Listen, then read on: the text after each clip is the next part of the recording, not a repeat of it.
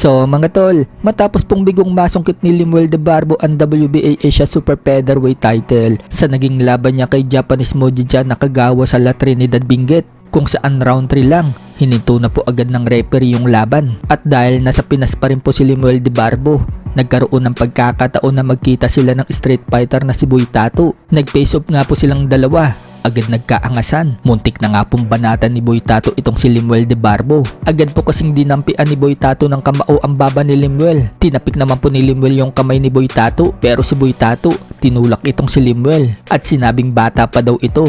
Huwag daw magyabang. Kwinelyuhan pa nga po ni Boy Tattoo at akmang susundukin si Lemuel. Sinabi naman po ni Lemuel De Barbo dyan mga tol, nasubukan lang daw ni Boy Tattoo. Papel lang daw ang suntok nito, parang si Eman. Ito pa yung pagkakasabi ni Lemuel kay Boy Tattoo, parehas tayong Bisaya at makunat at parehas din tayong mandirigma.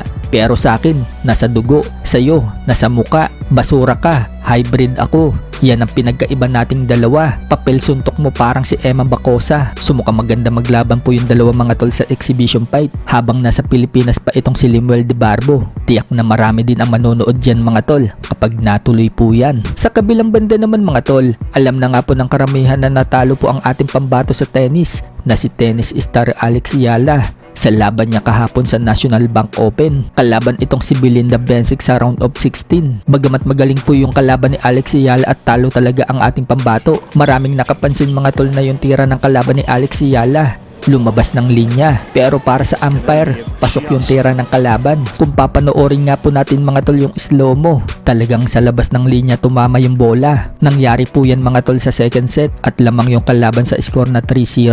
May mga nagsasabi naman na kahit daw napunta kay Alex Yala ang score na yon, talo pa rin daw talaga si Alex Yala. Pero para sa atin mga tol, napaka-importante po ng bawat puntos kay Yala. Kahit na isang puntos lang yon, maaaring mabago yung laban ng hindi natin alam. Pero ganun pa man, makikita din talaga sa aura ni Alex Yala na wala yung tira niya. Dahil siguro sa sunod-sunod na laban niya, mukhang napagod si Alex Yala. Sabi nga ng tito ni Alex Yala na si Noli Yala, parang battery daw yung pamangkin niya na na-drain. Pero ganun pa man, proud pa rin daw siya kay Alex kahit na natalo ito. Wala daw dapat itong ikahiya. Sinubukan pa rin daw ng pamangkin niya na ibigay ang best. Sa iba pang balita mga tol, former 3 Division World Champion Janrel Casimero pinuntahan sa Pangasinan ng mga batang boksingero. Tinuruan pa nga po ni Casimero na mag-shadow boxing yung mga batang boksingero. Sinabing wag daw silang titigil sa kanilang pangarap sa boxing. May isang nagtanong naman kay Casimero kung may chance pa daw ba sila ni Inoue na maglaban. Ito po yung sagot ni Casimero. Chance po ba na makatapat yung si Naoya Inoue? Oo, may chance talaga, pero sa ngayon, takot lang talaga siya kasi lahat ng mga kalaban ko, pinatulog ko talaga eh. Lahat ng, yung nagpatulog sa kanya, yung nagpabagsak sa kanya, pinabagsak ko lang ng 6 na bisis.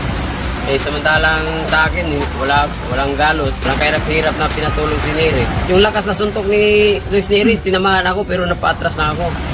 Pero sa kanya, bagsak siya.